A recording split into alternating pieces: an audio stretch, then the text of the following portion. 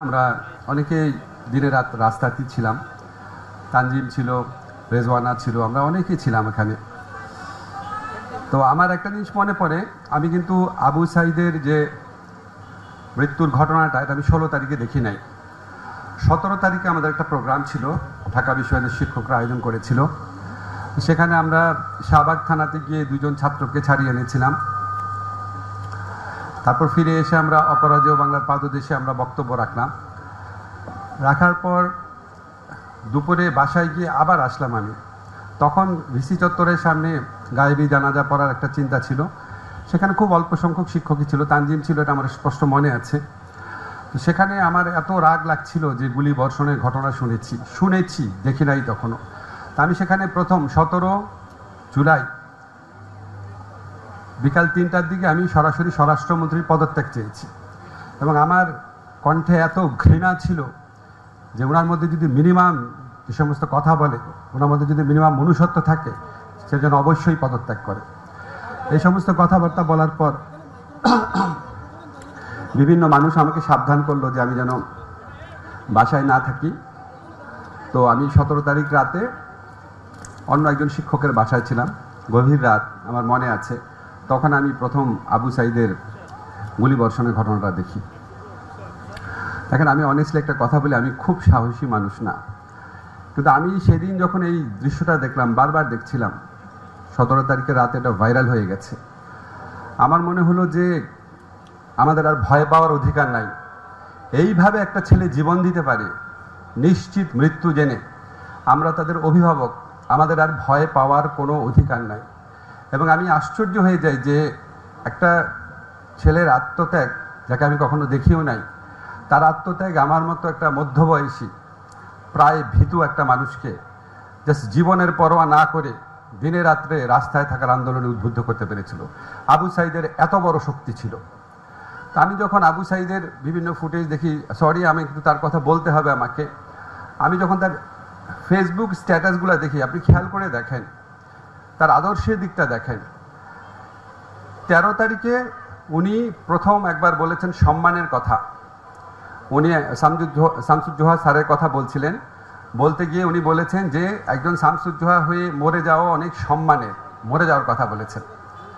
আরেকটা স্ট্যাটাস ছিল, 15 তারিখের স্ট্যাটাস ছিল এটা। 13 তারিখ আরেকটা স্ট্যাটাসে উনি মৃত্যুর কথা বলেছিলেন যে অন্যায়কারীদের সাথে থেকে 100 বছর বাঁচার চেয়ে ন্যায়ের পথে থেকে বেঁচে যাওয়া অনেক সম্মানের, ন্যায়ের পথে থেকে মরে যাওয়া অনেক সম্মানের, অনেক আনন্দের।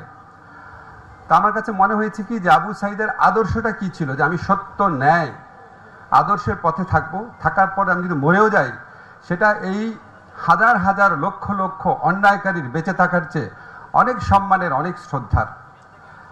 আমার কাছে এই জিনিসটা খুবই বিস্ময়কর লাগে যে আমার কাছে মনে হচ্ছে না আবু সাইদ মৃত্যুর জন্য প্রিপেয়ার্ড ছিল।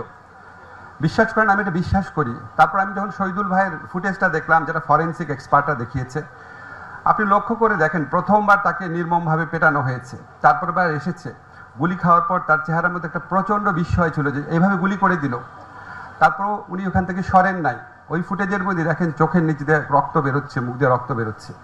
এই কারেজ, এই যে একটা আদর্শিক একটা প্রস্তুতি এবং এই সাহস, মানে আপনি খেয়াল করে দেখেন আমাদের এই গণ আন্দোলনে, আমাদের গণতন্ত্রের আন্দোলনে বহু মানুষ বহুভাবে মারা যায়, কিন্তু এইভাবে দাঁড়িয়ে একটা প্রতিরোধের একটা উজ্জ্বল একটা আপনার ভাষা নিয়ে উদ্ধতভাবে দাঁড়িয়ে, সাহসী দুঃসাহসীভাবে দাঁড়িয়ে একের পর এক পুলিশ গুলি করছে, লুটিয়ে যাওয়ার আগ পর্যন্ত আবু সাইদ নড়েনি।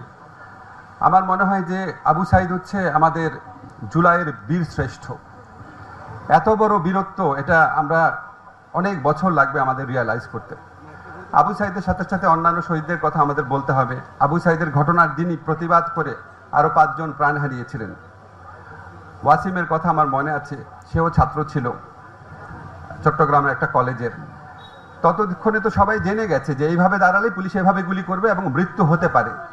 এইটা জেনে এই দেশের শত শত তরুণ, 1000-এরও বেশি তরুণ আত্মাহুতি দিয়েছে এই দেশ গড়ার জন্য।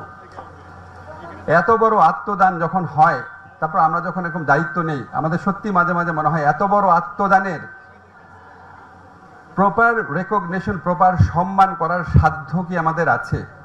আসলে নাই, কিন্তু আমরা চেষ্টা করি। আপনাদের আমাকে দেখলেই আপনাদের একটা কথা খুব বলতে ইচ্ছা করে, বিচারের কথা। আপনারা জানেন যে আবু সাঈদ হত্যাকাণ্ডের জন্য স্পষ্টভাবে যে দুইজন পুলিশ কনস্টেবল দায়ী ছিল, সুজন এবং আমির হোসেন, তারা দুইজনই গ্রেফতার হয়েছে।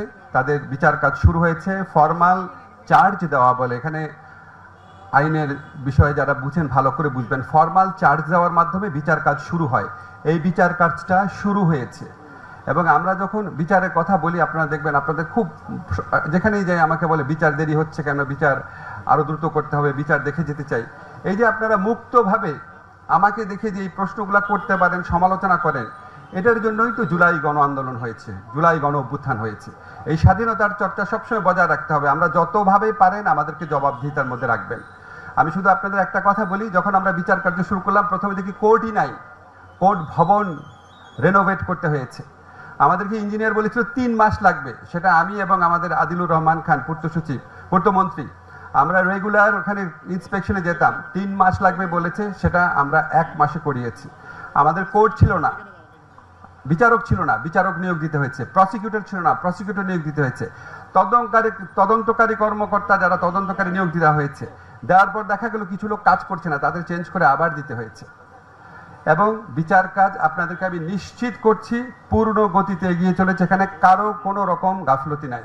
আপনাদের শুধু একটা জিনিস মনে করিয়ে দিই, শেখ হাসিনা কথায় কথায় তার বাবার মৃত্যুর কথা বলতো। সেই বাবার মৃত্যুর হত্যাকাণ্ডের যে বিচার, এটা করতেই উনার আমলে 3.5 বছর সময় লেগেছিল, 3.5 বছর।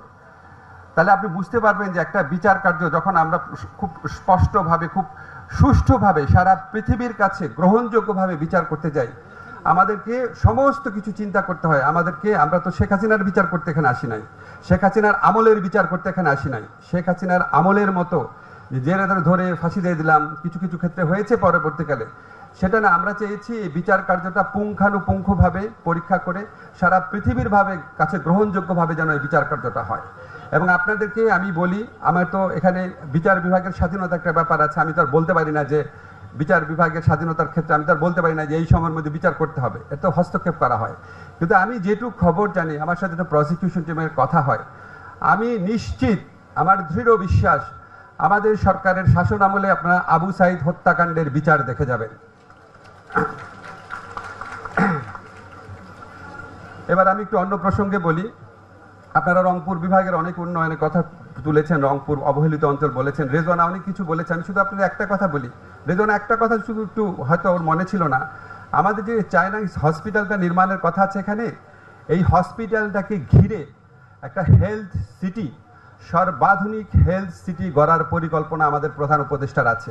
উনি এটা মিন করেন, উনি আমাদের সাথে এটা বলার সময়, আপনি চিন্তা করেন যদি একটা সর্বাধুনিক হসপিটালকে ঘিরে একটা হেলথ সিটি হয়, আমাদেরকে যখন স্যার, আমরা যখন কেউ বলেছিল যে রংপুরে মানুষ যাবে নাকি, উনি তখন বললেন এমন হসপিটাল করতে হবে যে মানুষ ভারতে আর থাইল্যান্ডে না গিয়ে রংপুরে যেন যায়। এর পাশাপাশি আপনারা জানেন লালমনিরহাটে যে বিমানবন্দর আছে, এটাকে সর্বাধুনিকভাবে গড়ে তোলার চেষ্টা হচ্ছে, সবকিছু একটা সমন্বিত পরিকল্পনার মাধ্যমে।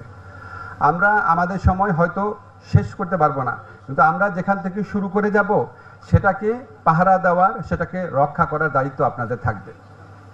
আর এখানে শহীদ পরিবার আছে, আমি যখন ওখানে বসে থাকি আপনাদের দিকে তাকায়, আমি মানে বেশিক্ষণ তাকিয়ে থাকতে পারি না। আমিও তো পিতা, আমার শুধু মনে হয় যে আমার যদি একটা সন্তান না থাকতো আমি বোধহয় পাগল হয়ে যেতাম। পৃথিবীতে এর চেয়ে বড় বেদনার আর কিছুই হতে পারে না। আপনাদের প্রতি হাজার কথা বলেও, হাজার বার কেঁদেও আপনাদের প্রতি আমাদের সহমর্মিতা, দুঃখ, সহানুভূতি প্রকাশ করতে পারবো না। আপনাদের সন্তানরা আমাদেরকে চির ঋণী করে রেখেছে, এটা আমরা মনে রাখি। শুধু এটুকু বলে গেলাম।